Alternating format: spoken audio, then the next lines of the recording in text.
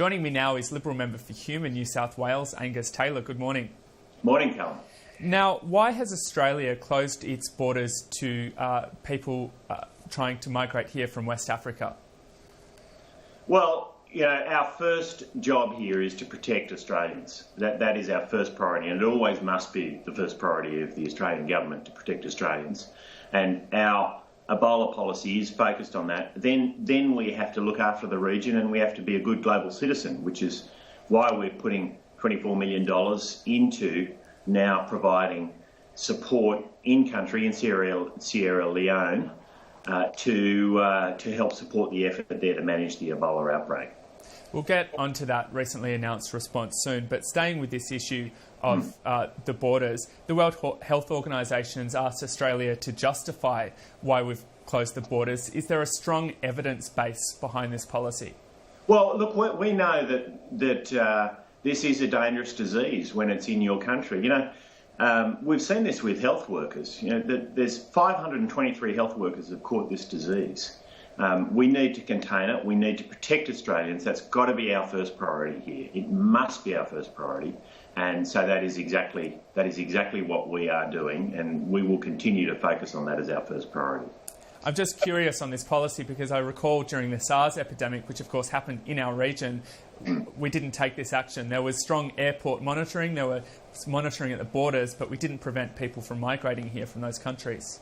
Look, the most important thing here is to prevent an outbreak happening in Australia. That's got to be our first priority. And of course, ensuring that we don't bring the disease into the country, allow the disease to come into the country, has got to be the primary response here. And so that's exactly what we're doing. And look, we're not apologetic for that. I mean, it's very easy with these things to have a knee-jerk reaction. And there's a lot of emotion around something like this. People know how dangerous it can be.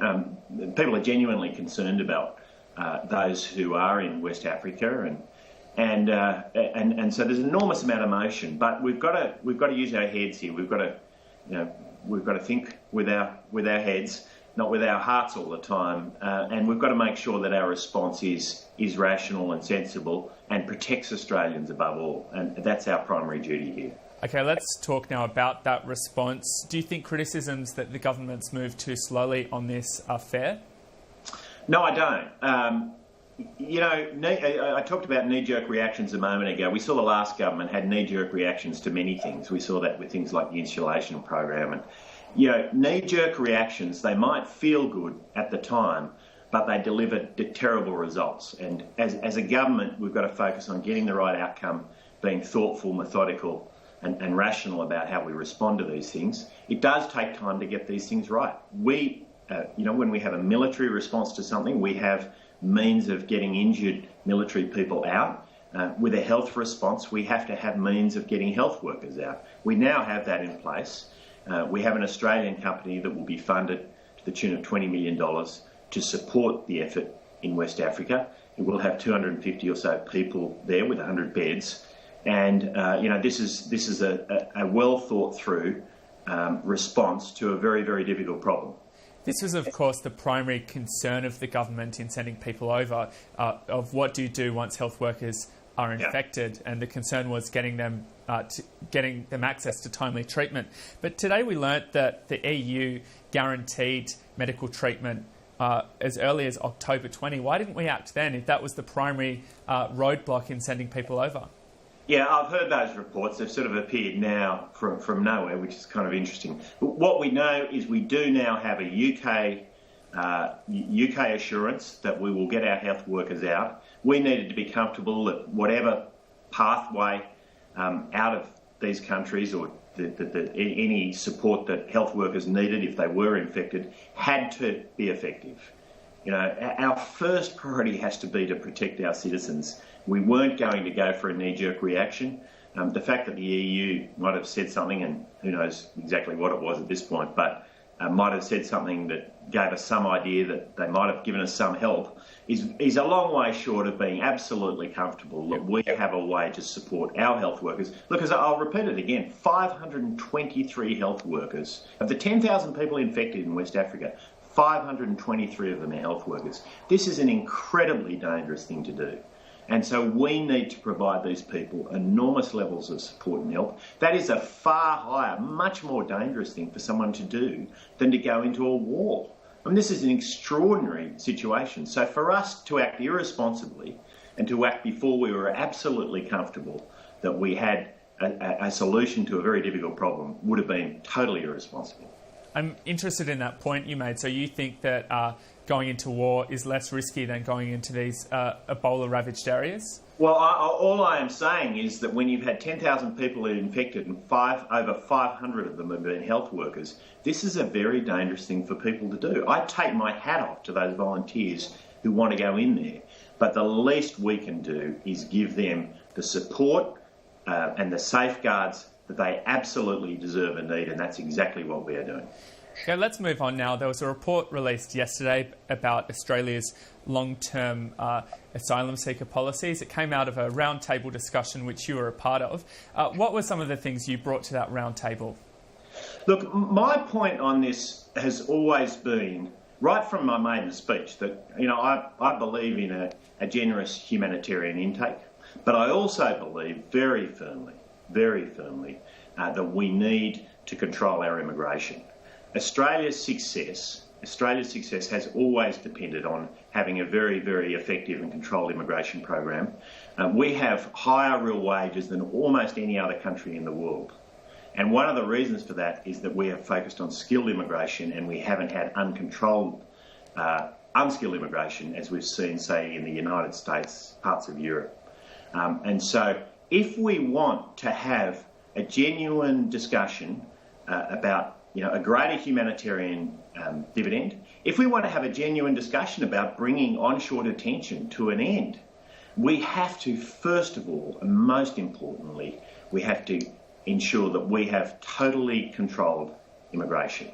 The Labor Party battles with this, and the Labor Party battles with it because on the right, they have the old union types who know what an affront it is to workers in Australia to have huge numbers of unskilled immigrants coming into the country.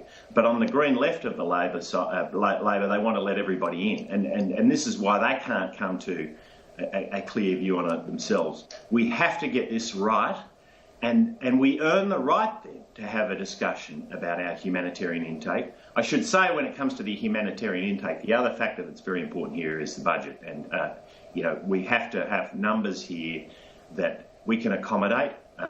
If the number is too great, it becomes expensive, and we also risk social cohesion. So this is, getting the balance right is important here, but the first and most important step is to ensure that we have controlled immigration.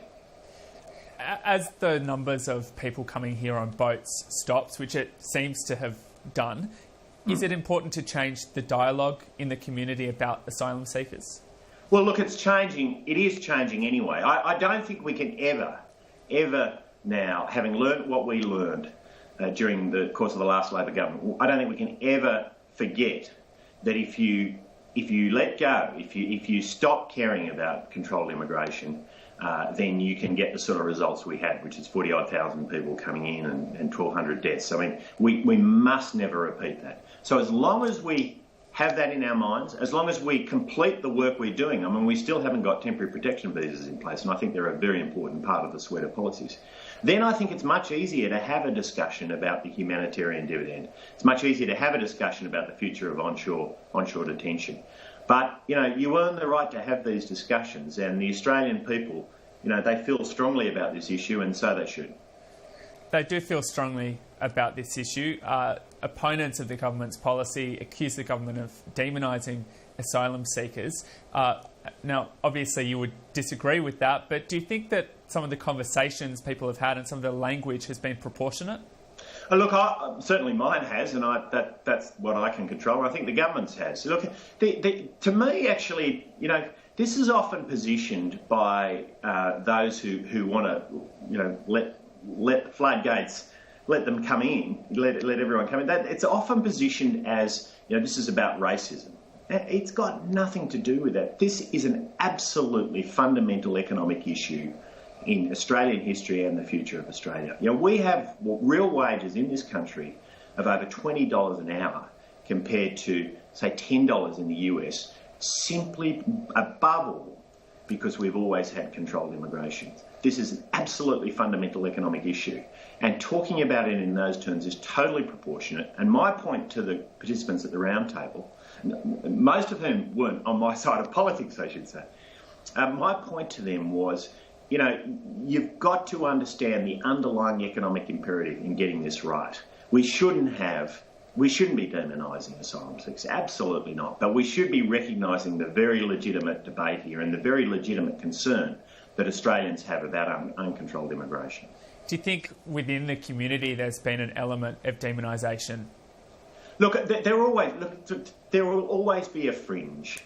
There will always be a fringe. Is it a fringe or is it more than that? No, I don't think so. You know, I get around.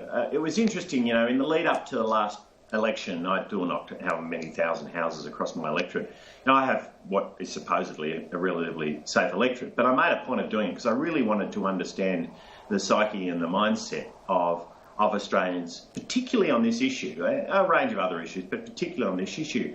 And I found that most people were very rational about it. There wasn't this crazy racism and demonisation that I keep hearing about. I didn't see, you obviously see elements of it, but the vast majority of Australians are very fair-minded and very sensible.